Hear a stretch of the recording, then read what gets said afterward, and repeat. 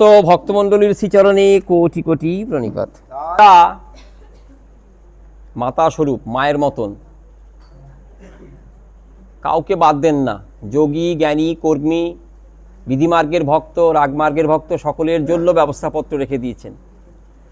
গীতা জয়ন্তী হয়েছে, তখন গীতা কথা আমরা বেশ ভালো করে আস্বাদন করেছি।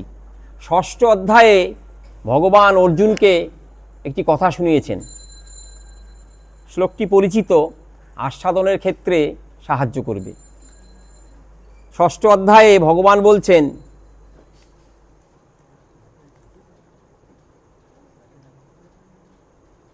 যত্র পরমথে চিত্তং নিরুদ্ধং যোগ সেবয়া যত্র চৈবাত্মনাত্মনং পশ্যনাত্মনি তুষ্যতি সূক্ষ্মাত্মত্তিকং যত্র বুদ্ধিগ্রাহ্যম মতীন্দ্রিয়ম ব্যক্তি যত্র ন চৈবাং স্থিতশ্চলতি তত্ত্বত। আলোচ্য বিষয়ে শ্রী ভগবানের উক্তিতে ধরা পড়েছে, যোগযুক্ত হয়ে যে ভক্ত আমার পথে বিচরণ করেন, সোজা কথায় যে আমাকে কামনা করেন, যে আমাকে চান, তার প্রাপ্তির ফলকথা। যোগীকে কত কষ্ট সহ্য করতে হয়। এখন যোগী বললে একটা কিন্তু ভুল হবার সম্ভাবনা থাকে। জ্ঞানীর রাজ্যে না অধিক বস্তু থাকলে আশঙ্কা থাকে কোন জ্ঞানটি আরোহণ করে কোন চিকিৎসা করবেন।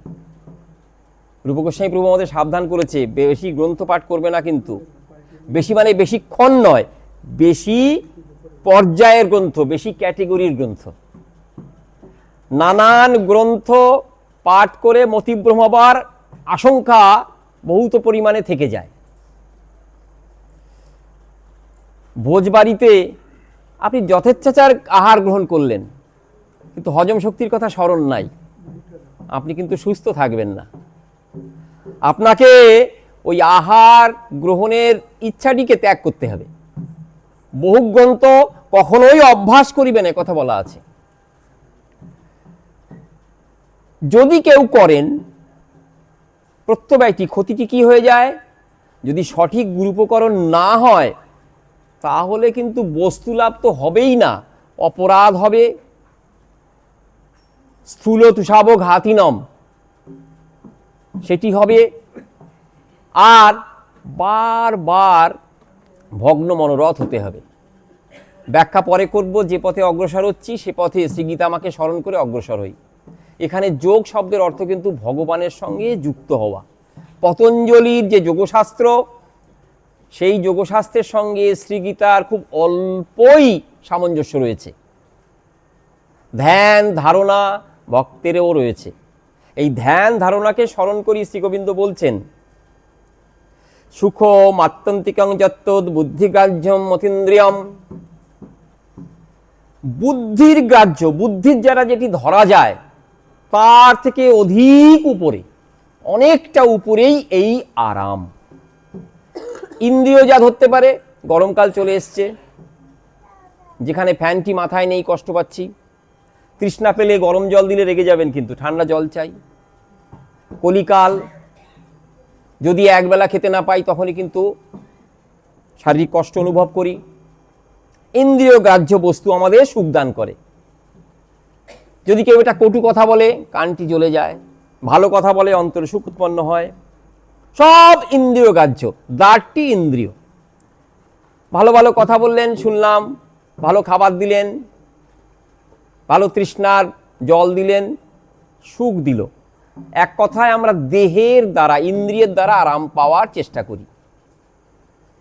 বিশেষ করে কলিহত জীব এ পথেরই পথিক। বলছেন, আমার কথাতে ভগবানের সঙ্গে যোগযুক্ত হলে সুখমাত্যন্তিকং, অতি সুখ, অতিশয় সুখের অধিকারী হওয়া যায়। যে সুখের অন্ত নাই সেই সুখ লাভ করা যায়। অতীন্দ্রিয় সুখ লাভের পথ আমার সঙ্গে যোগযুক্ত হওয়া। কথাটি কেন বললাম? ভগবান যুগে যুগে আবির্ভূত হন, কখনো কুর্ম, বরাহ, নৃসিংহ। আগামী দিন যার আবির্ভাব তিথি শ্রীরামচন্দ্র, এবং পূর্ণ ব্রহ্ম শ্রী ভগবান শ্রীকৃষ্ণচন্দ্র, কলিযুগ পাবন অবতার শ্রী গৌরহরি, তারা যুগে যুগে আবির্ভূত হন। তাদের একটাই আবাহন বাণী, আমার সঙ্গে তোমরা যুক্ত হও। যে যে অবস্থাতেই থাকো না কেন আমাকে পূর্ণরূপে জানো। আপনি নিম্বার্ক সম্প্রদায়ের হলে গৌরহরিকে ভালোবাসতে পারেন বটে, কিন্তু আপনার সাধন মার্গে গৌরহরি আসবে না। মধ্বাচার্যের মতে মহাপ্রভু নিন্দিত একটি মত, মধ্বাচার্যের মত মহাপ্রভু নিন্দিত মত। চৈতন্য চরিতামৃত ভালো করে খুলে দেখবেন, মধ্বাচার্যের মতটিকে গৌরহরি নিন্দা করেছেন এবং পুঁথিগত দৃষ্টিতেও নিন্দনীয় পথ। এখন যদি আপনি বলেন আমি মধ্বাচার্যের পথে চলছি, গৌরহরির জন্য আপনার অন্তরে ভালোবাসা থাকলেও সেই ভালোবাসা কিন্তু গৌরহরি গ্রহণ করবেন না, কারণ তত্ত্ব তো ভুল রয়েছে। অদ্বৈত বেদান্তি গৌরহরি নিষেধ করেছেন, অদ্বৈত বেদান্তির বেদভাষ্য শুনিলে হয় সর্বনাশ। এসব ব্যাখ্যা কাটোয়াবাসী জানেন। যারা নিত্যদিন শ্রীমদ্ ভাগবতী কথা আস্বাদন করেন তাদের কাছে এগুলো খুব সহজবোধ্য, সরল, স্বাভাবিক কথা, তারা জানেন। মূল কথা, ভগবান বারংবার আশ্বাসবাণী দিচ্ছেন, আমাকে আশ্রয় করো, আমাকে গ্রহণ করো, আমাকে ভালোবাসো। এখন যদি কেউ প্রশ্ন তোলেন যে ভগবান তো অন্তর্যামী রূপে সবার অন্তরে রয়েছে, শাস্ত্র তো উচ্চ কণ্ঠে বলে সর্বত্র আমার প্রকাশ, ব্রহ্ম ছাড়া জগৎ নাই, জগৎ ব্রহ্মে, সর্বত্র তার প্রকাশ, তাহলে আবার প্রচেষ্টা কেন? স্মরণ করিয়ে দিই, বাবা একটা সুন্দর গল্প বলে। এক গোয়ালার একটি গাভী মাতা ছিল, প্রচুর দুধ দেয়, কিন্তু কোনো রোগ হওয়ার বশত সে দুগ্ধদানে বিরত হয়েছে, দুধ দান করছে না। বৈদ্যের কাছে গেছে, গোবৈদ্যের কাছে গেছে, গিয়ে বলছে দুধ দিচ্ছে না। তখন গোবৈদ্য বলছে, শোন, এই ওষুধ দিলাম, কিন্তু খাওয়াবার প্রক্রিয়াটি একটু আলাদা। কি? 6 পোয়া ননির সঙ্গে এই ওষুধটিকে বেটে 3 বেলা খাওয়াবি।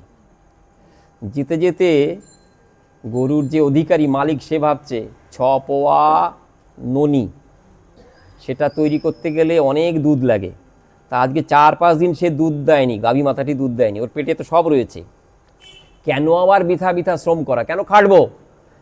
এই যে গোবৈদ্য যে ওষুধটি দিয়েছে সেটি খাইয়ে দেব, রোগ সেরে যাবে। নিজে এই মনে করে ওষুধটিকে বেটে গরুটিকে খাইয়ে দিয়েছে, মনে মনে খুব খুশি হয়েছে, রোগ সেরে যাবে, আবার দুধ পাবো। কিন্তু বৃথা আস্ফালন, রোগ কিন্তু সারল না। এবার রাগের বশে বৈদ্যের কাছে চলে গেছে, গিয়ে বলছে, এই ওষুধ দিলে, তোমার কথা অনুযায়ী ওষুধ খাওয়ালাম, রোগ তো সারলো না। বলি, এরকম তো হবার নয়, আমি যখনই ওষুধ দিই তো সেরে যায়, রোগটা তো চেনা আমার।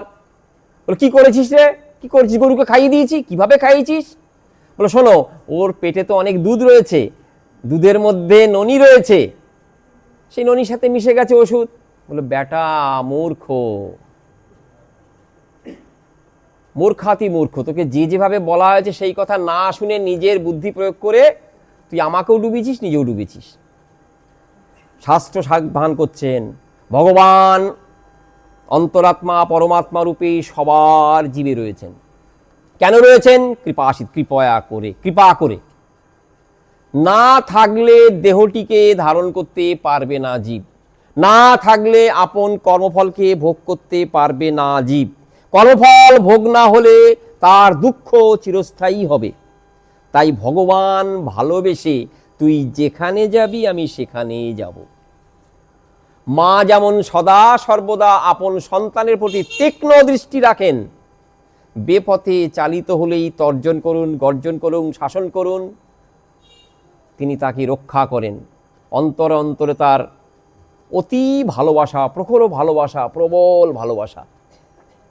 ভগবান সব শাস্ত্রে উচ্চকণ্ঠে বলেছেন, জীব আমার সন্তান।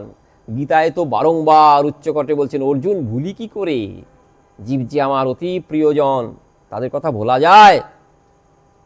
তারা আমামুখী হলেই আমি তাদের কৃপা করে আমার কাছে টেনে নিই। সেই যে জীব তার সন্তান, ভুলবশত কর্মফল ভোগ করার জন্য এই ধরাধামে মর্তভূমিতে, এই মর জগতে আসতে হবে। গোবিন্দ জানেন আসতে হবে বটে, কিন্তু থাকতে পারবে না আমি যদি না যাই। তাই ভগবান কৃপা করে পরমাত্মা রূপে জীবকে কর্মফল ভোগ করার জন্য, তার সুবিধার্থে, তার ভালোর জন্য, তার লাভার্থে তিনি পরমাত্মা রূপে আসেন। প্রত্যেকটি জীবের অন্তরেই ভগবান পরমাত্মা রূপে রয়েছেন। কিন্তু বলছেন একটি রসায়ন রয়ে গেছে। পরমাত্মা রূপে ভগবান নির্বিকার, সাক্ষী রূপে থেকে যান, কি কি করছিস না করছিস রক্ষা করব। কিন্তু যে ভগবানের দ্বারে যোগযুক্ত হলে, তাকে পেলে এই যে ইন্দ্রিয়ের অতীত সুখ লাভ করা যাবে, সেটির জন্য একটি বিশেষ বস্তুর প্রয়োজন। সেটি কি? বলছে সেটি কিন্তু সাধুগুরুর কৃপা ছাড়া কোনোরূপেই সম্ভবপর হবে না। পরমাত্মারূপী ভগবান তোমাকে রক্ষা করছেন, তার সাথে মিশে যাওয়ার ইচ্ছা যোগমার্গে, পতঞ্জলি যোগমার্গে। এছাড়া কখনো যদি কোনো জীবের ইচ্ছা হয় আমি ভগবানকে আপন জ্ঞানে সেবাটি করব, ভালোবাসবো, তখন কিন্তু নিজের শত ইচ্ছাও ফলদায়ী হবে না, ফল দান করবে না, যতক্ষণ না একটি হৃদয়গ্রাহী সাধুগুরুর কৃপা তার প্রতি বর্ষিত না হচ্ছে। সেই বাবার আবার একটি তুলনা বটবৃক্ষের। বট গাছে কত ফলই তো ধরে না, এবং তার কত সূক্ষ্ম সূক্ষ্ম বীজ। যদি সব বীজগুলো বৃক্ষ আকারে দেখা দেয়, তাহলে মানুষের জায়গা থাকবে না। হয় কি? হয় না। কি হয় না, সেই বটবৃক্ষের ফলেরই গাছ হবে, যে বটবৃক্ষের যে ফলটি কোনো পাখি ভক্ষণ করেছে। ছাগলে খেলে কিন্তু হবে না। দেখবেন ছাগলে খাওয়া তার বিষ্ঠার সঙ্গে যদি বেরিয়ে আসে, সেখানে দেখবেন কিন্তু বটবৃক্ষ হচ্ছে না। বট গাছ আমরা কোথায় দেখি? যেখানে সেখানে দেখি না। কিন্তু একমাত্র পক্ষীর দ্বারা ভক্ষিত হলে, পাখি যদি খায়, তবেই তার পেটের মধ্যে যে তাপমাত্রাটি পাবে, সেটির দ্বারা সে তৈরি থাকে বৃক্ষরূপে জন্মাবার। তদ্রূপ অন্তরে আকুল ইচ্ছা থাকলেও যতক্ষণ না সাধুগুরু বৈষ্ণবের কৃপাটি যুক্ত হচ্ছে, হৃদয়কে রসায়িত না করছে, ততক্ষণ কিন্তু সেবা বাসনা বাসনাই থেকে যাবে, জাগবে না, সুপ্ত থাকবে, ঘুমিয়ে থাকবে। তাই যুগে যুগে ভগবানের এই আবাহনবাণী সকলে গ্রহণ করতে পারে না। গ্রহণ করতে একমাত্র সেই জনই পারেন যার বুদ্ধি বলছে প্রচোদিত, ওই পথে ধাবিত হয়েছে। কোন পথে? না, সুপ্ত আকারে কোনো সাধু, কোনো গুরু, কোনো বৈষ্ণবের কৃপা অন্তরে ধারণ করে সেই পথে চলেছেন। শাস্ত্র ব্যাখ্যা করতে গেলে অনেক কথা এর পক্ষে বলা যায়, প্রতিবাদী পক্ষকে নিস্তব্ধ করে দিয়ে, চুপ করিয়ে দিয়ে অনেক কথা বলা যায়, কিন্তু সে কথা বলবো না। আগামী দিন ভগবান রামচন্দ্রের শুভ আবির্ভাব তিথি, নবমী তিথি। নবমী তিথিতে ত্রেতা যুগে ভগবান চতুর্বিধ হয়ে মা সীতাকে অঙ্গীভূত করে আবির্ভূত হয়েছিলেন। সে কথা আগামী দিন আমরা আস্বাদন করব। সেই কথার প্রাক্কালে ভগবান আসবেন, সে কথা বাল্মীকি মুনি শত শত সহস্র সহস্র বৎসর আগেই জীবের কাছে ব্যক্ত করেন। কিভাবে পেলেন? ওই যে বললাম, সাধুগুরু বৈষ্ণবের কৃপা। বাল্মীকি মুনি শিষ্যসহ তমসা নদীর তীরে বিচরণ করছেন। তমসা একটি নদী, গঙ্গার খুব নিকটেই নদীটি, হয় শাখা নদী বা উপনদী, কিন্তু তমসা নদীটি শান্ত, বনরাজির দ্বারা বেষ্টিত, বনের পাশে শান্ত একটি নদী। সেই নদীতে ঋষিরা স্নান করেন। বাল্মীকি ঋষি রূপে তিনিও স্নান করতে যান শিষ্যগণ সহ। একদিনের ঘটনা ঘটে গেল, একটি অভূতপূর্ব ঘটনা। তমসা নদী, সেই দিন তমসা নদী স্নান করার পূর্বে দর্শন দিলেন দেবশ্রীপাদ নারদ। আগে বলেছি না, সাধুগুরু বৈষ্ণবের কৃপা ছাড়া কোনো ভক্তি গাথা, কোনো ভক্তি কথা, কোনো ভক্তি কর্ম ফলপ্রসূ হবে না। এটি শাস্ত্রে প্রত্যেকটি লীলার দ্বারা, প্রত্যেকটি শিক্ষার দ্বারা, প্রত্যেকটি ভক্তের জীবনের আচরণের দ্বারা শিক্ষা দেন। গৌর ভগবান নিষেধ করে দিয়েছেন, জানেন তো, খুব কঠোর ছিলেন, ফুলের মতন নরম কিন্তু বজ্রের মতন কঠিন ছিলেন। যেটি বলতেন সেটি মানতেন। তা বজ্রের মতন কঠিন হলেও ভক্তের কাছে তাকে কিন্তু বারংবার হার স্বীকার করতে হতো। পুরীর মন্দিরে 12টি সিঁড়ি দিয়ে পার হয়ে গর্ভগৃহে যেতেন। তো তার আগে কি করতেন? পদধৌত, পা ধুতেন। কে ধুয়ে দিত? সেবক দাস গোবিন্দ। নিষেধ ছিল কোনো ভক্ত যেন এই শ্রীমন্দিরে প্রভুর চরণ ধোয়া জল গ্রহণ না করে অর্থাৎ না করে। কেউ যেন আস্পর্ধা ভরে এই বিধি লঙ্ঘন না করে। গৌরহরির বাক্য, একে নরণচরণ করার শক্তি কারও নাই। কেউ সেই বিধিকে লঙ্ঘন করার সাহস দেখাতেই পারত না।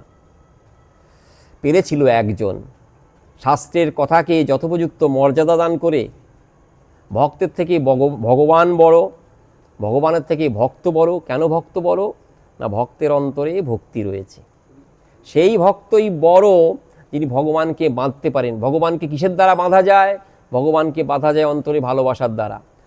তাহলে ভগবান সর্বত্র রয়েছেন, তার সমান কেউ নেই, তার ঊর্ধ্বে তো কেউ নেই, তাহলে কিভাবে বাঁধা যায়? বলছেন ভক্তের অন্তরে যে বস্তুটা সে বড় হয়ে যায়, ভগবান বন্ধন স্বীকার করেন। শাস্ত্রকে মর্যাদা দিয়ে ভক্তি অঙ্গকে শ্রেষ্ঠ করে, ভক্তের অন্তরের ভক্তিকে শ্রেষ্ঠ করে গৌরহরিকে এই বিধি ভাঙতে হয়েছিল। একদিন এক ভক্ত 1 অঞ্জলি নয়, 2 অঞ্জলি নয়, 3 অঞ্জলি প্রাণ ভরে পাদদক পান করেছেন। তারপর গৌরহরি নিষেধ করলেন, আর নয়। হাগো, কি সেই আস্পর্ধা, কি সেই সাহস, যার বলে বলিয়ান হয়ে তিনি এই নিয়মকে অগ্রাহ্য করে, মানলেন না, নিয়মকে অগ্রাহ্য করে গৌরহরির চরণধৌত জল পুরীর শ্রীমন্দিরে গ্রহণ করলেন। এই সাহস করতে গেল, প্রাণ ঢালা ভালোবাসা, এই সাহস এসছে। শাস্ত্র বলছে নিয়ম করে সেবা করা না, তা সাধক ভক্তের নিয়ম থাকে। এই ভক্তের নিয়ম ছিল সব বৈষ্ণবের জুঠা গ্রহণ করা আর সব বৈষ্ণবের চরণধুলি মাথায় নেয়া। সকলের নিয়েছেন। আজ পুরীধামে গেছেন, তার অন্তরে অভিলাষ হয়েছে গৌরহরির চরণধৌত জল গ্রহণ করবেন। আস্পর্ধা ভরে তিনি গ্রহণ করেছেন, গৌরহরি নিষেধই করতে পারলেন না। কেন? প্রেমডোরে বাধা পড়ে গেলেন। প্রেমিক ভক্তের কাছে ভগবানের যত প্রকারই বিধি থাক নিষেধ থাক সব তুচ্ছাতি তুচ্ছ হয়ে যায়। ভগবত কৃপা বলিয়ান রূপে ভক্তের অন্তরকে স্বচ্ছ করে, পবিত্র করে, উজ্জ্বল করে। সেই ভক্তির জ্বলা ভক্তির দ্বারেই ভক্ত ভগবানকে বাঁধেন। এটি শাশ্বত সত্য। এই সত্যকে আর নড়াচড়াবার করার কারো শক্তি নাই। ভক্ত বড়, ভগবান বড়, ভগবানের থেকে ভক্ত বড়। কেন বড়? না, ভক্তের অন্তরে যে ভক্তি রয়েছে তার দ্বারা ভগবানকে তিনি বাঁধতে পারেন। তার প্রিয়তা এত গভীর, ভালোবাসা এত গভীর, যে ভালোবাসার দ্বারা ভগবান বশীভূত হন। এই কথাটি আমরা সচরাচর শুনি, কিন্তু খুব ভালোবেসি কথা নয়। কিন্তু এ ওর দ্বারা বশীভূত হয়েছে কথাটি কিন্তু খুব ভালো কথা নয়, আমরা ভালোভাবে গ্রহণ করি না। সাধারণত ভালোভাবে মর্যাদাপূর্ণভাবে গ্রহণ করি না, কিন্তু রসশাস্ত্র বলছে এই কথাটি তাৎপর্যপূর্ণ। ভক্তের ভালোবাসার কাছে ভগবান বশীভূত হন। বশীভূত হওয়া অর্থাৎ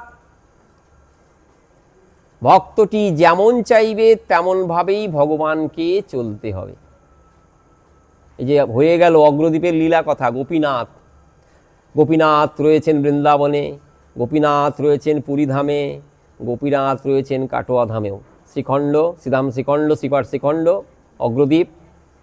অগ্রদ্বীপের কাহিনী সবাই জানেন। ভগবানকে অঙ্গীকার করালেন, আমার পোষ্যটিকে, আমার পুত্রটিকে নিলে কে আমার শ্রাদ্ধ করবে? হাগো ঘোষমশাই, তোমার আবার সংসারের চিন্তা কেন? তোমার আবার শ্রাদ্ধ পরকাল ইহার চিন্তা কেন? যে এই চিন্তাটি না করলে ভগবানের প্রতি প্রিয়তা প্রকাশ পাবে না। ভগবানের নরলীলা সর্বশ্রেষ্ঠ, সকলের প্রাণকে আকর্ষণ করে, সেই লীলার অঙ্গ।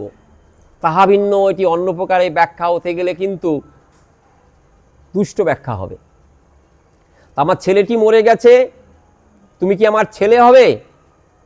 গোবিন্দ অনেক উপদেশ বলেন, স্বয়ং গোপীনাথ বলেন, দেখো পুত্র কামনা করো না, সংসার এলে মৃত্যু তো সার্বজনীন, সকলেরই হবে, সকলকেই মৃত্যুকে অঙ্গীকার করতে হবে, মরণকে কেন ভয়?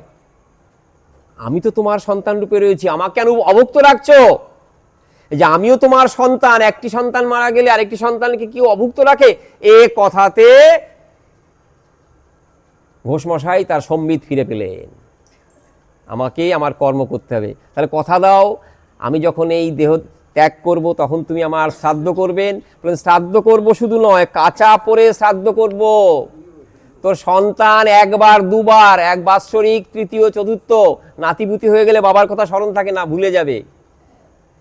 এই ধরাধামে ভক্তি ধর্ম যতদিন থাকবে, ভক্তের অন্তরে আমার প্রতি যদি কিঞ্চিত ভক্তি ধারাও প্রবাহিত হয়, তোমার জন্য আমি কাছা পরে ওই পুণ্য তিথিতে আমি শ্রাদ্ধ কর্মটি করব। অদ্যাপিও সেই লীলা করে গোরা রায়, কোন কোন ভাগ্যবান দেখিবারে পায়। গোপীনাথের লীলা, মনুষ্যবৎ লীলা করছেন। কাছা পরা, কাছা পরাটি খুব ভালো কর্ম নাকি? শোকের কর্ম, শোকে অভিভূত হওয়া। তোমাকে পিতা রূপে স্বীকার করলাম, আমি তোমার সন্তান হলাম, তোমার শ্রাদ্ধ কর্মটিও আমি করব। কেন বলুন তো, ব্যাখ্যাটি দিন তো। এক ঝলক দর্শন দেয় না আমাদের। রূপ গোস্বামী প্রভু ভক্তি রসামৃত সিন্ধু গ্রন্থে ভক্তের হয়ে আক্ষেপ করছেন, প্রভু গো, জরা দেহকে আক্রমণ করেছে, বাক শক্তি বিবশ হয়ে গেছে, কথা ঠিক মতন বলতে পারি না, জড়িয়ে যায়, চোখে দেখি না, স্মৃতি বিভ্রম, তোমার স্মৃতিও অন্তরে আসে না। যদি কেউ বলে তোমার দর্শন, তোমার দর্শন দূরে থাক, তোমার ভজন করার যে স্পৃহা, লোভ, সেটি আমার অন্তরে দেখা দেয় না। হে অঘধ্বংসিন, তুমি কৃপা করে আমাকে তোমার চরণপদ্মে ঠাঁই দাও, ভক্তের হয়ে বলেছেন। অর্থাৎ আমরা যারা সাধারণ জীব, তারা তোমাকে ক্ষণকালের জন্য এক ঝলকও দর্শন করতে পাই না। এত সাধন ভজন করার পরেও সেই বস্তু লাভ হয় না যেটি কামনা করি।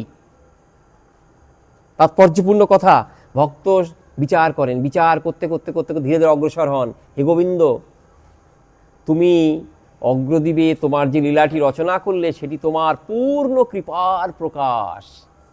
না করলেও পারতে, অন্তরে অন্তরে খেলা, তার শোক দূর করে দিতে। কিন্তু স্বয়ং ভগবান স্বয়ং রূপে অবতীর্ণ হয়ে পুত্র রূপে পিতার শ্রাদ্ধকর্ম যেভাবে জগতের জীব করে সেইভাবেই করলেন। অন্য কোনো প্রকার ব্যাখ্যার দ্বারা একে ব্যাখ্যা করতে আপনি পারবেন না। ভগবানের নরলীলা সর্বশ্রেষ্ঠ লীলা। কেন গো সর্বশ্রেষ্ঠ? না সেটি উপাদেয় আমার কাছে। কেন উপাদেয়? না সেটি আমার ভক্তিরাজ্যের শাস্ত্রকে রক্ষা করে। একটা বস্তু, একটা জিনিস খেতে খুব মজা লাগছে, সঙ্গে সঙ্গে যদি খারাপ হয় খেতে দেবে না। এই ওটা খাচ্ছিস কেন রে? ভালো লাগছে, ভালো লাগলেই খেতে হবে। কিন্তু যদি উপাদেয় হয়, স্বাস্থ্য রক্ষা করে, তখন খা, ঠিক আছে, রোজ খাস। ভক্তি অঙ্গের যে অঙ্গটি যাজন করলে আমার ভক্তি দেহ সুস্থ থাকবে, সবল থাকবে, এই লীলার দ্বারা সেটি পাওয়া যায়, দেহ পুষ্ট হয়। যদি না বুঝে কেহ, শুনিতে শুনিতে সেহ, কি অদ্ভুত চৈতন্য চরিত। অদ্ভুত, ব্যাখ্যা করা যাবে না। আপনি ব্যাখ্যার যোজনা করলেই ব্যর্থ কামা হবেন। কত ভক্তই তো রয়েছে, তারা চরণধৌত জল পেল না, প্রভু পেল কে? না এক ভুইমালি, সে পেল তোমার চরণধৌত জল। প্রভু তুমি সকলকেই কৃপা করো, সকলকেই সন্তান রূপে দেখো। কাছা পড়লে তুমি ভক্তের জন্য, আপনি অন্য কোনো প্রকার ব্যাখ্যা করলে কিন্তু সেই ব্যাখ্যা হবে দুষ্ট ব্যাখ্যা। একমাত্র ভক্তি অঙ্গের ভক্তির দ্বারা আলোকিত করে দেখলেই সে স্বচ্ছয় পবিত্র হবে। তমসা নদীর তীরে নারদ ঋষি আবির্ভূত হয়ে যতবিহিত শাস্ত্র উপায়ে আশীর্বাদ করলেন। বাল্মীকি, তুমি যা চাইছো সেই বস্তুই তুমি লাভ করবে, তোমার মনোবাসনা পূর্ণ হবে। তমসা নদীর তীরে শিষ্যকে নিয়ে, ভরদ্বাজ শিষ্যকে নিয়ে এক শুভ সময়ে স্নান করতে, অবগাহন স্নান করতে নেমেছেন। স্নান সারার পরে মনে আনন্দ হৃষ্টচিত্ত হয়ে ফিরে আসছে নিজের আশ্রমে। পথিমাঝে ঘটে গেল একটি কাণ্ড, অপূর্ব কাণ্ড। বাল্মীকি নিজের শাস্তি, নিজে উদাহরণ, নিজের কথাটিকে উৎকৃষ্ট রূপে বর্ণনা করেছেন। তত করুণ বেদিত্বাদ ধর্ময়মিতি দ্বিজ নিঃসাম্য রুদতিং ক্রঞ্চি মৃদং বচনমবৃত মা নিষাদ প্রতিষ্ঠাং তমগম শাশ্বতী সমা যৎক্রঞ্চ মিথুনাদেকমবদ্ধি কামমোহিতম। বর্ণনা করছেন, ফিরতে ফিরতে একটি অভূতপূর্ব কাণ্ড ঘটে গেল। এক ব্যাধ, ক্রূর ব্যাধ, যার অন্তরে হিংসা ছাড়া আর কিছুই নাই। সেই ব্যাধ কাম মোহিত দুটি ক্রঞ্চ পাখি, তাদের একটিকে বধ করলেন, পুরুষটিকে বধ করলেন। আনন্দে তারা আকাশমার্গে বিচরণ করছিল, একে অন্যের প্রতি প্রেম ভালোবাসা নিবেদন করছিল। সেই মিথুন দুই প্রণয়ী তাদেরকে শুধু ব্যথাহত নয়, প্রাণে নাশ করার জন্য এক কুটিল ক্রূরকর্মা নিষ্ঠুর ব্যাধ তীর নিক্ষেপ করল। ব্যর্থ হলো না তীর নিক্ষেপ, সেই তীর গিয়ে লাগলো পুরুষ ক্রঞ্চ পাখিটির বুকে। রক্তাক্ত হলো তার অঙ্গ, ভূপতিত হলো, মাটিতে পড়ে গেল, প্রাণ ত্যাগ করলো। এই দৃশ্যটি দেখলেন বাল্মীকি, শিষ্য সহ বাল্মীকি দর্শন করলেন। তারপরে তার মুখ থেকে ফুটে উঠল একটি অপূর্ব শ্লোক, মা নিষাদ প্রতিষ্ঠাং তমগম শাশ্বতী সমা। জীবনে সুখ পাবি না, প্রতিষ্ঠা পাবি না, এ ব্যাধ, নিষ্ঠুর ব্যাধ। যৎক্রঞ্চ মিথুনাদেকম অবধি কাম মোহিতম। আপন অন্তরের ভালোবাসাকে সাশ্রয় করে নিয়ে যারা আকাশমার্গে বিচরণ করছিল, তাদের তুই বধ করলি। জীবনে কোনো দিন তুই প্রতিষ্ঠা সুখ পাবি না, সংসার সুখকে নষ্ট করলি, তোর চিত্তেও কোনোদিন সুখের আভাস ফুটে উঠবে না। নারদ ঋষিকে দর্শন করা, তমসা নদীতে স্নান, শিষ্য সহ প্রত্যাবর্তন, ফিরে আসা, পথিমধ্যে এই একেবারে ক্রূর একটি নিষ্ঠুর একটি দৃশ্য দর্শন। তারপরে ভগবত কৃপায় ফুটে উঠল সেই বাক্য। কি বাক্য? করুণ রসে পূর্ণ অন্তরটি হয়ে বাল্মীকি নিজের অজান্তেই উচ্চারণ করে ফেললেন এই শ্লোকটি। তারপর শিষ্য ভরদ্বাজকে বলছেন, পাদবদ্ধ অক্ষর সমস্তন্ত্রীলয় সমন্বিত শোকার্তস্য প্রবৃত্তমে শ্লোক ভবতু নান্যথা। শিষ্য ভৃগু ভরদ্বাজ, আমার মুখ থেকে আজ কি অভূতপূর্ব কথা উচ্চারিত হলো, কি উচ্চারণ করলাম, শোকের বশীভূত হয়ে আমি কি উচ্চারণ করলাম। ওই পক্ষীদ্বয়ের জীবন নাশ, তাদের জীবনের সব সৌন্দর্য সুখ নাশ দর্শন করার ফলে এ আমার কি হলো, আমার মুখ দিয়ে কি অভূতপূর্ব শোকপূর্ণ কথা বেরিয়ে এলো। বলছেন এই কথার মূল উৎস প্রবৃত্ত হলো শোক, তাই একে শ্লোক নামে অভিহিত করলাম। এরপরে বাল্মীকি ঋষি রামায়ণ রচনা করবেন। রামায়ণ করুণ রসে পূর্ণ, যা শোককেই, আমাদের শোককেই জাগ্রত করে, ভগবত মহিমা, ভগবানের লীলা কথা এবং আমাদের ভগবত আচরণ সাধন ভজন সব পুষ্ট করে। বাল্মীকি রামায়ণের মূল সূত্রটি ধরা পড়ল এই ক্রঞ্চিদয়ের বধের মাধ্যমে। এক ব্যাধ যে কর্মটি করল সেটি গেঁথে দিল একটি অপূর্ব সুরমূর্ছনা, শোক শোক শোক। সমগ্র রামায়ণে একটি মাত্র সুর, একটি মাত্র মূর্ছনা, শোক, ত্যাগের মূর্ছনা, বিরহের মূর্ছনা, শেষ হয় না, কাল রাত্রি যেন শেষ হয় না। তার মধ্যেই সুখ, আনন্দ, ভালোবাসা, কিন্তু মূল সুর বিরহ, মূল সুর এই দুঃখের, এই শোকের। ধ্যানে গিয়ে বসলেন, ধ্যান শেষে সৃষ্টিকর্তা ব্রহ্মা, চতুর্মুখ ব্রহ্মা তিনি আবির্ভূত হয়ে আশীর্বাদ করবেন। ভয় নাই বাল্মীকি, তুমি যে শ্লোক উচ্চারণ করেছ, এই শ্লোককে আশ্রয় গ্রহণ করে তুমি যে কথা বলবে সে কথাই সত্য হবে। আমি আশীর্বাদ করি, ভগবানের লীলা, ভগবানের জন্ম এখনো বহু বহু দূরে। তুমি ধ্যান ও দৃষ্টিতে সেই ভগবানের সব লীলা দর্শন করো এবং তুমি যেভাবে গ্রন্থনা করবে, যেভাবে লিখবে, যেভাবে গ্রন্থনা করবে সে কথাই সত্য হবে, এটি আমার আশীর্বাদ। কুরু রামকথাং পুণ্যাং শ্লোকবদ্ধাং মনোরমম। আরেকটি আশীর্বাদ করছি। কি আশীর্বাদ?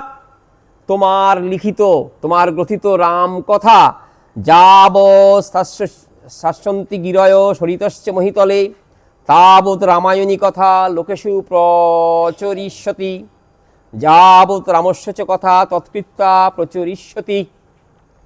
আমি আশীর্বাদ করি এই রামকথা পৃথিবীতে যতদিন নদী থাকবে, পাহাড় থাকবে, বৃক্ষরাজি থাকবে, ততদিন এই রামকথা জগতে বিচরণ করবে। গৌরীয় বৈষ্ণবের কাছে রামকথা অপূর্ব রূপে আসে, রাম ভক্তি রাম ভজন অন্য রূপে আসে। আমার গৌরহরি কয়েকজন রাম ভক্ত ছিলেন। গৌরহরি তাদের সঙ্গে ওই প্রণয় রসে, ওই প্রেমে বশ হয়ে নানান কথা বলতেন। তাদের কি বলতেন? হাগো দেখো, রাম ভগবান আর কৃষ্ণ ভগবান, দুই ভগবান লীলা কথা আস্বাদন করলে বৈচিত্র্যময় লীলা তো ভগবান কৃষ্ণচন্দ্রে, তোমরা কেন কৃষ্ণ ভজন করো না? এটি শুরু হয়েছে নবদ্বীপ লীলা থেকেই। কিন্তু তাদের রামনিষ্ঠ মনের একাগ্রতা দেখে গৌরহরি বলতেন, তোমরা রাম ভজনই করো। বললাম প্রথমে যে শোক, সেটিকে প্রাধান্য করে, সেটিকে মূল উপজীব্য করে বাল্মীকি রামায়ণ রচনা করলেন। সেখানে শোক, বিরহ, দুঃখ সব রয়েছে। ভগবান আসবেন, ভগবান যখন আসেন তখন সর্বত্র আনন্দের প্রকাশ হয়।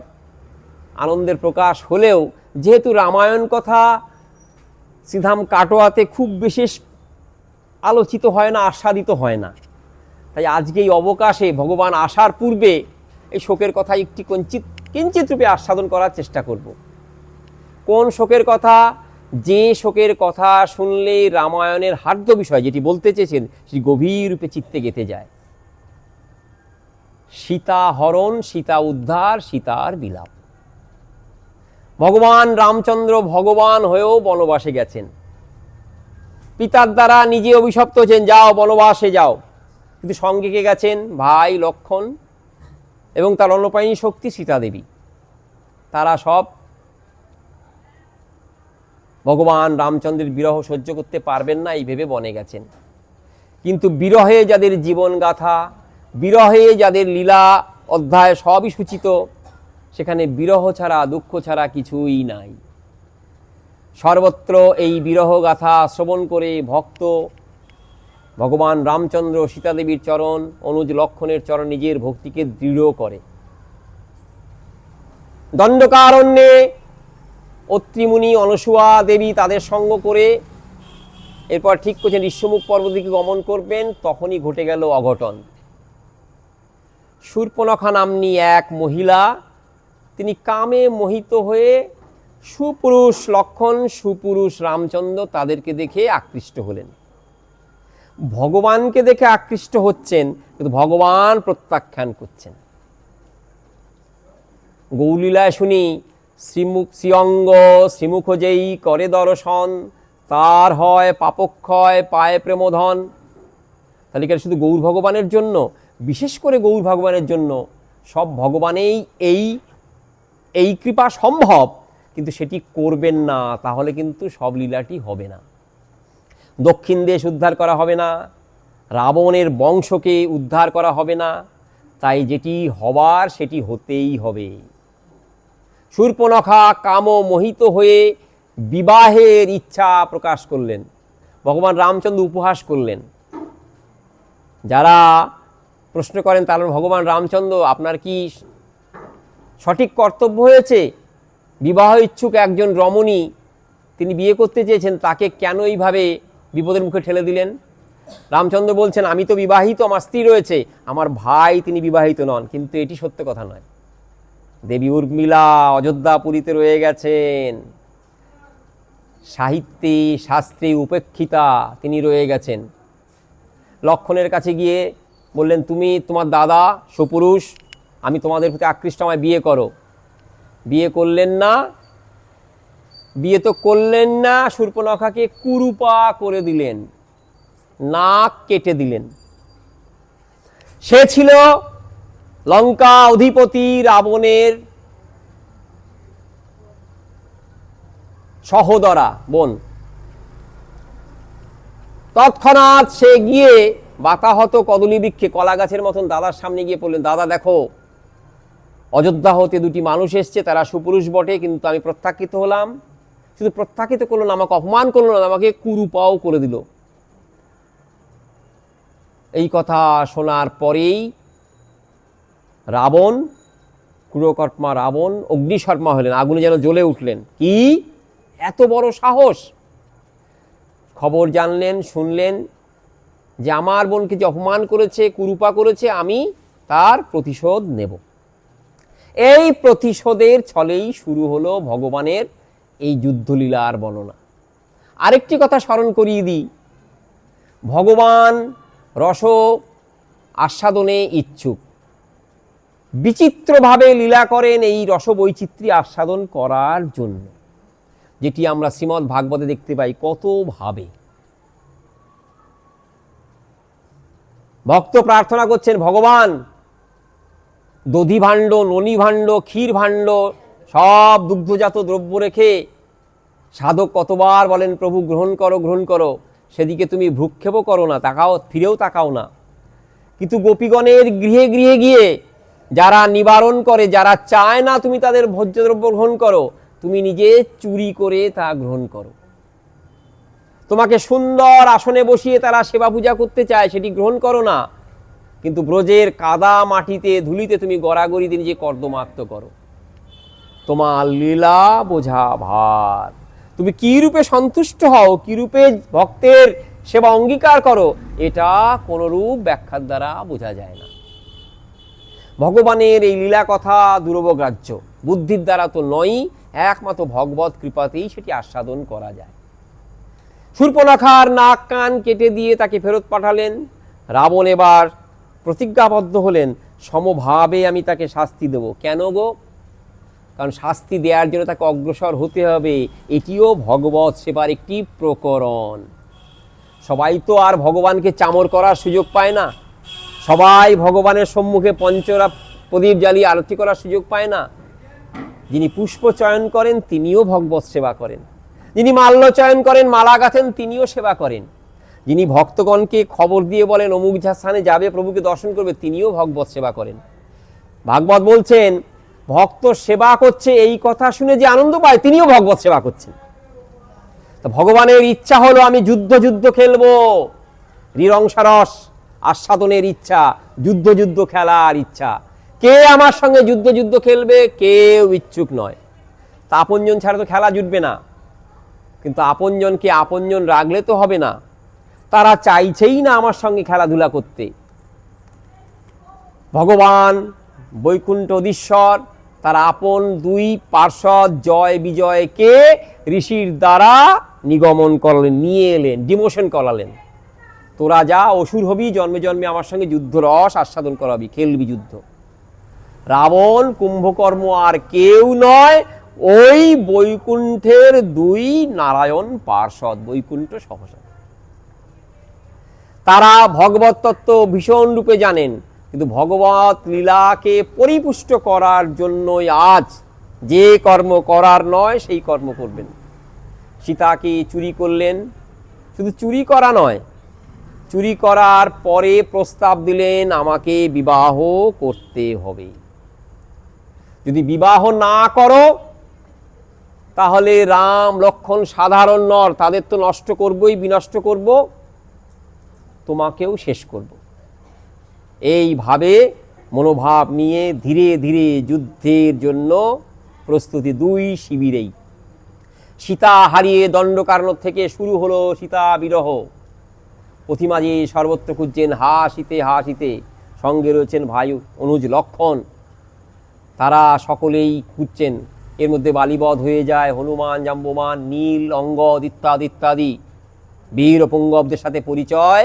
তারপরে ঠিক হলো তারা লঙ্কা আক্রমণ করবেন। এদিকে পুষ্পক বিমানের দ্বারা রাবণ তাকে অপহরণ করে নিয়ে গেছেন, রেখেছেন অশোক বনে। অশোক বনে সীতা রয়েছেন। একদিন রাবণ মন্ত্রীগণের সঙ্গে মন্ত্রণা করে সীতা দেবীকে এক অপূর্বভাবে ভয় প্রদর্শন করলেন। একটি কাটা মুন্ড, বলছেন রামের কাটা মুন্ড, সেটিকে সামনে রেখে একটি ধনুক বাণ, সেটিকে বলছেন রামের ধনুক বাণ, সেটিকে সম্মুখে রেখে আস্ফালন বাক্যে রাবণ বলছেন, দেখো তুমি যাদের পরাক্রমশালী ভাবো, আমার ভাই বিভীষণ যাকে পরাৎপর বলে বর্ণনা করেছেন, এই লঙ্কাবাসী অনেকেই পরাৎপর, তাকে সাক্ষাৎ বিষ্ণু বলে স্বীকার করেছেন, চিৎকার করে বলেছেন, তারা সাধারণ মানুষ, তারা আমার হাতে বধ হয়েছে। আমি সৈন্য পাঠিয়েছিলাম, তারা বধ করেছে। আমি যদি যুদ্ধক্ষেত্রে যাই তাহলে কি অবস্থা হবে? তুমি যাকে স্বামী বলে স্বীকার করো, সেই রামচন্দ্র নিদ্রাগত হয়েছিল, আমার সৈন্যগণ গিয়ে তার মুন্ডু কেটে নিয়ে এসছে, এই দেখো তার মুন্ডু। সীতা দেবী অবলোকন করছেন, ভগবানের অনপায়নী শক্তি সীতা দেবী দেখছেন, সত্য সত্যই রামচন্দ্রের মতন, মুখমণ্ডলখানি রামচন্দ্রের মতন, তার চক্ষু দুটি রামের মতন, তার চোখের ভ্রু রামের মতন, হাসলে যেভাবে মুখটিকে উদ্ভাসিত হতো, যেন মনে হচ্ছে এই মরা মুখটি সেইভাবে হেসে উঠবে। দেখে সীতা দেবীর ভুল হলো, তিনি মূর্ছাগত হলেন। মূর্ছা দূর হওয়ার পরে নিজের বুক চাপড়ে যে বিলাপ করছেন, সেই বিলাপ কথা শোনাব কিঞ্চিত। বাল্মীকি রামায়ণে ভগবানের এই অপূর্ব লীলাগাথা সুন্দররূপে বর্ণিত হয়েছে।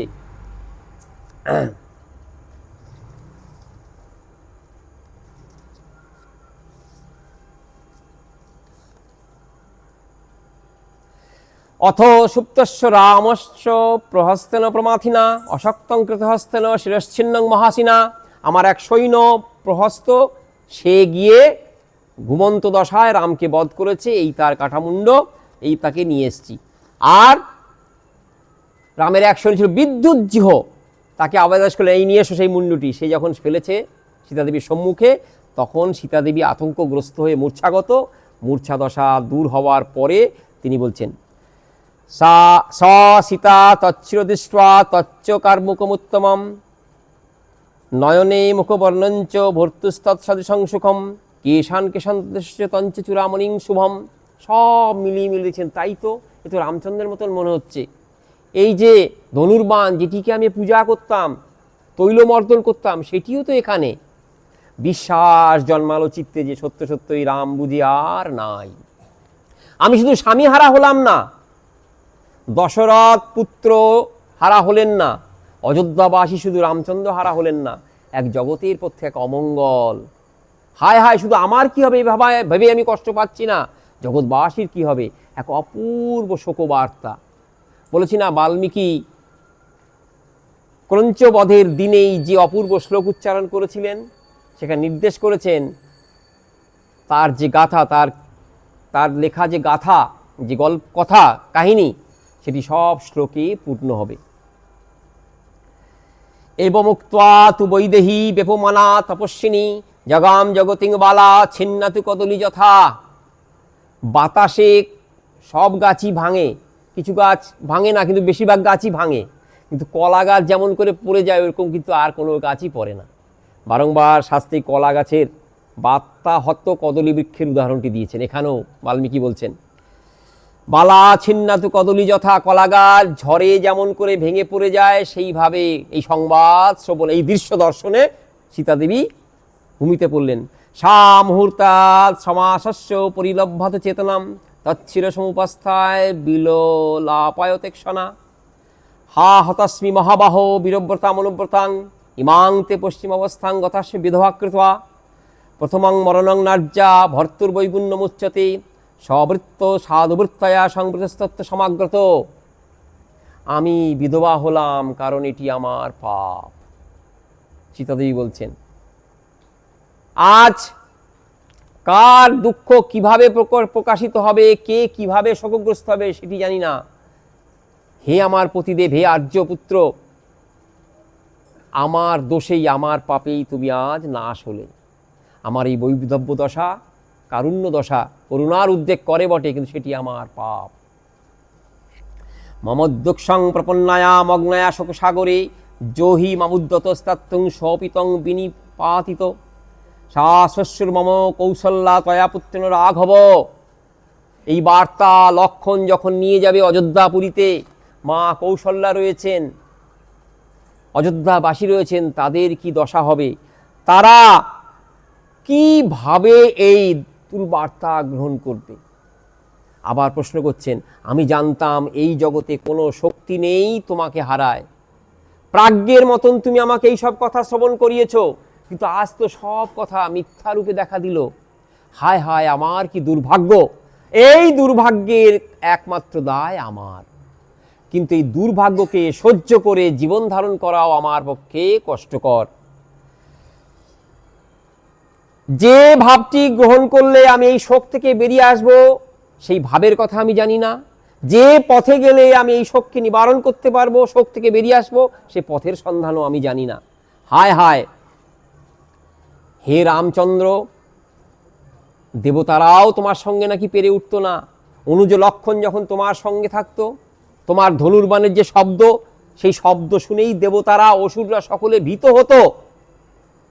হায় হায়, আজ সেই কথা, কি হাস্যকর কথাই না হলো, আমি বৈধব্যগ্রস্ত হলাম, আমি বিধবা হলাম। আর কল্যাণৈ রুচিরং গাত্রং পরিশক্তং ময়িবতু ক্রব্যাদৈস্তচ্ছ বীরং তেনুনং বিপরিকৃষ্যতে। তোমার ওই যে ছিন্ন মুন্ডু দেহটি, মুন্ডু বাদ দেওয়া যে দেহটি পড়ে রয়েছে, সেটি আজ মাংসভোজী রাক্ষসদের দ্বারা লাঞ্ছিত হবে। তারা তোমার ওই পবিত্র দেহকে, যে গাত্রকে স্পর্শ করার অধিকার একমাত্র আমারই ছিল, সেই সুন্দর গাত্রদেশকে আজ এই রাক্ষসেরা নানানভাবে লাঞ্ছনা করবে। তুমি নেই, এটি যেমন দুঃখদায়ক, তুমি নেই তারপরেও তোমার দেহকে তারা লাঞ্ছনা করবে, এটি আরও দুঃখদায়ক। সবটি করুণ রসের প্রকাশ। মম হেতর নারাজ্যা অনঘ পার্থিবাত্মজ রাম সাগর মুত্তির্য বীর্যবান গোস্পদে হত অহং দাস রথে নজ্জা মহৎ সকুল পাংশনী আর্যপুত্রস্য রামস্য ভার্যা মৃত্যুরজায়তে নুনমন্নাং ময়াজাতিং বারিতং দানমুত্তমম যাহমদ্দৈব শোচামি ভার্যা সবাতিথির। শোকে আপন সব তথাকথিত পাপ কর্মের কথা ভেসে উঠছে। আমি কি সঠিকভাবে দান করিনি? দানটি কি যথোপযুক্তভাবে হয়নি? আমি কোনো এমন কোনো কর্ম করেছি যা আমাকে এই দশায় উপনীত করে? নানানভাবে তা বর্ণনা করছেন। নিশ্চয়ই পূর্বজন্মে অন্য কারো দানে আমি বাধা দিয়েছিলাম। সৎশিক্ষায় শিক্ষিত হবার সুযোগটি পান ভক্ত। সাধক ভক্ত করুণ রসে নিজের অন্তরকে রাঙিয়ে সঠিক পথের সন্ধান তিনি গ্রহণ করেন সীতা দেবীর বিলাপে। সীতা এইভাবে বিলাপ করছেন। ইত্যবসরে এক মন্ত্রী এসে রাবণকে খবর দিলেন, গোপন কিছু কথা রয়েছে। দ্রুত সে গোপন কিছু কথা, কিছু সংবাদ নিয়ে এসছে, আপনাকে খুব তাড়াতাড়ি মন্ত্রণালয়ে ফিরে যেতে হবে, যেখানে সভা হয় মন্ত্রীদের, সেখানে ফিরে যেতে হবে। ভগবান রামচন্দ্রের তথাকথিত কাঠামুন্ডটি রয়েছে, তথাকথিত সেই ধনুর্বাণ রয়েছে, এবং সেই সময় রাবণ প্রস্থান করলো, সঙ্গে সঙ্গে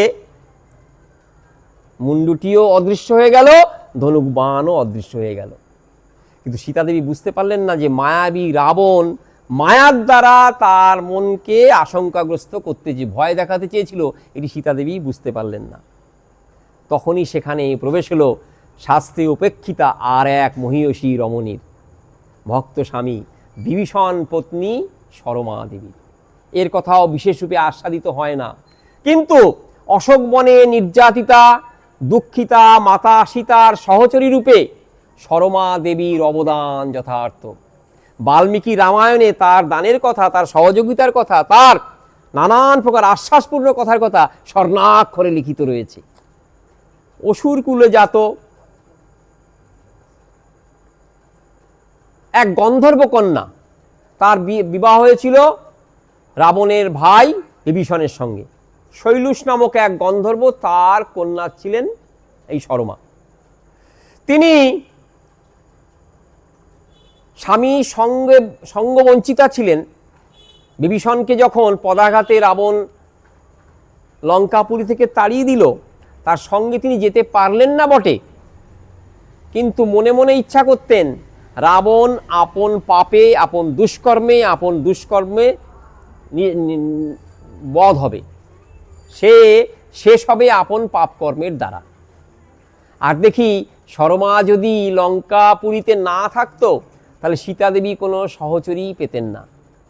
সব রাক্ষসী বৃন্দ তাকে ঘিরে রয়েছে, ত্রিজটা নামী রাক্ষসী, অন্যান্য সব রাক্ষসী বৃন্দ, তারা ভয়াল দর্শনা, দেখলেই ভয় হয় এবং নানানভাবে তর্জন গর্জন করতো। তাদের একটি মাত্র গান কি, রাবণকে বিবাহ করো, রাবণের ভার্যা হও, সবচেয়ে সুখী রানী তুমিই হবে।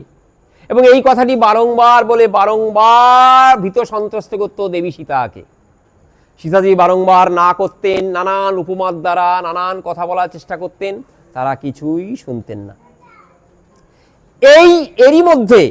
এরই মধ্যে অপবিত্র রাবণপুরীর মধ্যে অশোকবনটিতে কিঞ্চিত আশার আলো ফুটিয়ে তুলত এই দেবী সরমা।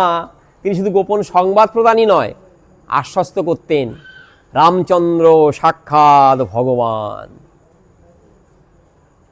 অল্প সময়ের মধ্যেই তিনি তার সৈন্যবল সহ এই লঙ্কাপুরী আক্রমণ করবেন। যেন ভবিষ্যৎ বক্তা শর্মা দেবী, যেন ভবিষ্যৎ বক্তা, যেন তিনি সব কর্মটি জানতেন। তার কথাকে সন্দেহ দ্বারে দেখতেন রাবণ, সন্দেহের বশবর্তী হয়ে দেখতেন রাবণ, কিন্তু তার প্রত্যেকটি কথা বর্ণে বর্ণে সত্য হয়েছে। সীতাকে আশ্বস্ত করতেন, দেবী দেখুন আপনি অচিরাত ভগবান রামচন্দ্রের অঙ্কশায়িনী হবেন। দুঃখ আপনাকে সেইভাবে, সুন্দর উপমা দিয়েছেন, কিভাবে চন্দ্রের শোভায় শোভিত হয়ে সাপ যেমন নিজের খোলসটিকে ত্যাগ করে, ভগবান রামচন্দ্র যখন রাবণপুরী আক্রমণ করবে, পাপরূপী রাবণ আপনাকে সেইভাবেই ত্যাগ করবে খোলসের মতন। আপনি আবার ভগবান রামচন্দ্রের অঙ্কশায়িনী হয়ে বিরাজিত হবেন, জগৎ আপনার গুণগান গাইবে।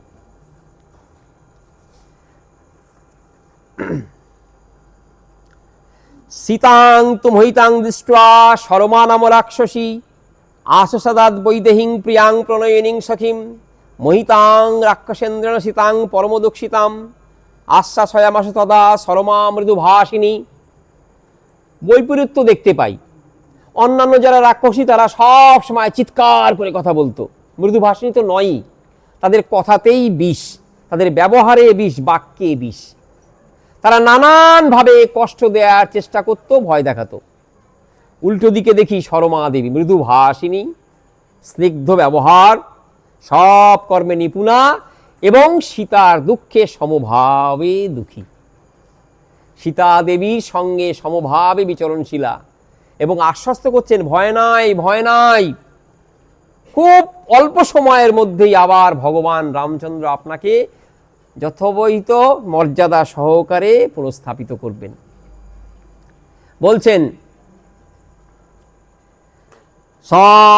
সন্ত্রাস্তস্য নিষ্কান্তে যৎকৃতে রাক্ষসেশ্বর তত্ত্ববিদিতং সর্বমস্কর মৈথিলী ন শক্যং শক্তিকং কর্তুং রামস্য বিদিতাত্মন বদস্য পুরুষ ব্যাঘ্রে তস্মিন নৈব পদ্যতে। আপনার স্বামী সাধারণ ব্যক্তি নন, পুরুষ ব্যাঘ্র। বনে বাঘকে আক্রমণ করে এমন কেউ নাই, আপনার স্বামীকে আক্রমণ করে, পরাভূত করে, তাকে বধ করে এমন কেউ নাই। আপনি আমার কথাতে আশ্বস্ত হন, কোনো প্রকার সন্দেহ বাক্য প্রয়োগ করার কোনো প্রকার সুযোগ নাই। আর নত এবং বানরাহন্ত সক্কা পাদপযোধীন সুরা দেবর্ষ বেন রামেন হি সুরক্ষিতা দীর্ঘবৃত্ত হুজশ্রীমান মহস্রস্ক পথবান ধন্যী সন্নহপতে ধর্মাত্মা ভূমি বিস্তৃত। ত্রিলোকে তার বিক্রম প্রসিদ্ধ, সবাই তার বিক্রমের কথা জানে। দেবগণ, ঋষিগণ, মুনিগণ সকলেই তার বিক্রমের কথা গান করে। সেই রাম রাবণকে অবশ্যই হারাবেন। পাপে পরিপূর্ণ রাবণের অন্তর, পাপের কলস তার পূর্ণ হয়েছে। ভগবান রামচন্দ্র যেই রাবণ পুরী লঙ্কাপুরীতে আসবেন তৎক্ষণাৎ তাকে নিধন করবেন। আপনার কোনো প্রকার ভয় নাই। অযুক্ত বৃদ্ধিকিতেন সর্বভূত বিরোধিনা এবং প্রযুক্ত রৌদ্রীর্ণ মায়া মায়াবিনা তৈ শকস্তে বিগত সর্বকল্যাণং তামুপস্থিতং ধ্রুবং তাং ভজত লক্ষ্মীং প্রিয়ং তে ভবতী শ্রেণু। আমার কথা শ্রবণ করো, অন্তরে লক্ষ্মীকে স্থাপন করো, শান্তচিত্ত হও, অচিরাত রামচন্দ্র তোমাকে গ্রহণ করবেন। শকস্তে বিগত সর্বকল্যাণং তামুপস্থিতং, ধ্রুবং তাং ভজতে লক্ষ্মীং প্রিয়ংতে ভবতি শৃণু উত্তীর্য সাগরং রাম সহ মানসনয়া সন্নিবিষ্ট সমুদ্রস্য তীরমাসদ্য দক্ষিণাম। এই লঙ্কাপুরীর দক্ষিণ দিকে ভগবান রামচন্দ্র সসৈন্য উপস্থিত হয়েছেন। আর ভয় নাই, ভয় নাই। বাল্মীকি ঋষি সরমার যে চরিত্র গেঁথেছেন, সেই সরমার চরিত্রের বৈপরীত্যে দেখতে পাই অন্যান্য রাক্ষসবৃন্দ, কিন্তু দুঃখযুক্তা সীতা দেবী, তার জন্য সরমা দেবী একেবারে যোগ্য। সীতার কাছে সরমা না থাকলে সীতার অশোক বনের যে দিনের পরে দিন অতিবাহিত করা, সে শুধু দুঃসাধ্য নয়, কষ্টকর নয়, অতীব দুঃসহনীয় হতো। পার্থিব জগতে সাধক ভক্তের কাছে কষ্ট চিরায়িত। শাস্ত্র সাধককে জানায় এই সংসার কষ্টের, একে মরজগৎ বলেছে। এই মরজগতেই সদা সর্বদা শোক তোমাকে কষাঘাতের দ্বারা বিব্রত করে। গীতায় ভগবান বললেন একটি কারাগার।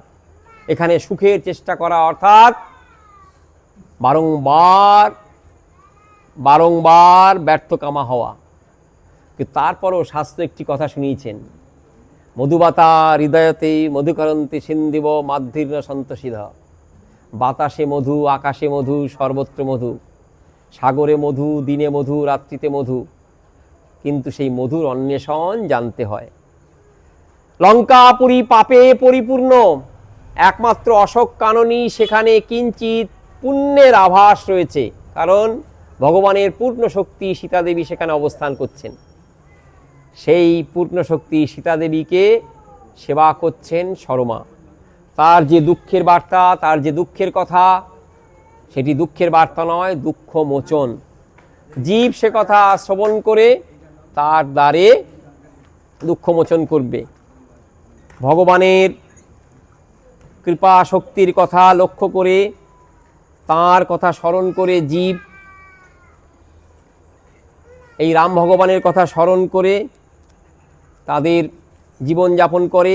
জাগতিক সব দুঃখ থাকলেও সেই দুঃখ তার কাছে লাঘব করার একটিমাত্র উপায়, সেই মূলটিকে ধরে থাকা। যুগে যুগে ভগবান লীলা করেছেন, পরিত্রাণায় সাধুনাং বিনাশায় দুষ্কৃতাম, ভগবানের সেই অমরবাণী, সেই কথাকে হৃদয়ে ধারণ করে ভক্তগণ জীবন ধারণ করেন। আছে দুঃখ, আছে মৃত্যু, তবুও আনন্দ জাগে। জগতে সর্বত্র দুঃখ। রামায়ণে এ কথাটি বারংবার ফুটে উঠেছে, দুঃখ আছে, দুঃখ থাকবে, জীব দুঃখ ভোগ করতে বাধ্য হবে, সেই দুঃখ যেন তাকে পরাভূত না করে, হারিয়ে না দেয়। কারণ এই জগতেই সেই আনন্দময়ী বার্তা রয়েছে, যেটির সন্ধানে জীব যদি একবার বেরিয়ে যায়, আনন্দময় শ্রী ভগবানের সন্ধান সে পায়। রাম ভগবানের লীলা কথা করুণ রসে। এখানে কিন্তু আমরা সেই বৈচিত্র্য পাই না। মরিব মরিব সখী নিশ্চয় মরিব, কানু হেন গুণনিধি কারে দিয়ে যাব, সেটি পাই না। আমার প্রাণ বধুয়া যায় অন্যর গৃহে আমারও আঙিনা দিয়া, এ কথা পাই না। আবার প্রীতি সাগরে স্নান করিয়া উঠিতেই দুঃখ আক্রমণ করলো, এ কথাও পাই না। রসবৈচিত্র্য আমরা সেখানে পাই না বটে, কিন্তু যে রসটি আস্বাদন করি সেই রসটি অন্তরকে শুদ্ধ করে, পরিশ্রুত করে, পরিষ্কার করে দেয়, যেখানে ভগবত লীলা হৃৎকর্ণ রসায়নম রূপে দেখা দেয়। ভগবান রামচন্দ্র চার ভাবে বিভক্ত হয়ে জগতে লীলা করেছেন। করুণ রসে শাস্ত্র রচনা করেছেন বাল্মীকি। ভগবান রামচন্দ্রের শুভ জন্মদিন উপলক্ষে সেই কথাটিকে স্মরণ করে সকল ভক্তবৃন্দের চরণে কোটি কোটি প্রণাম জানাই। আজ এইখানে রামায়ণী কথার আগামীকাল বাবা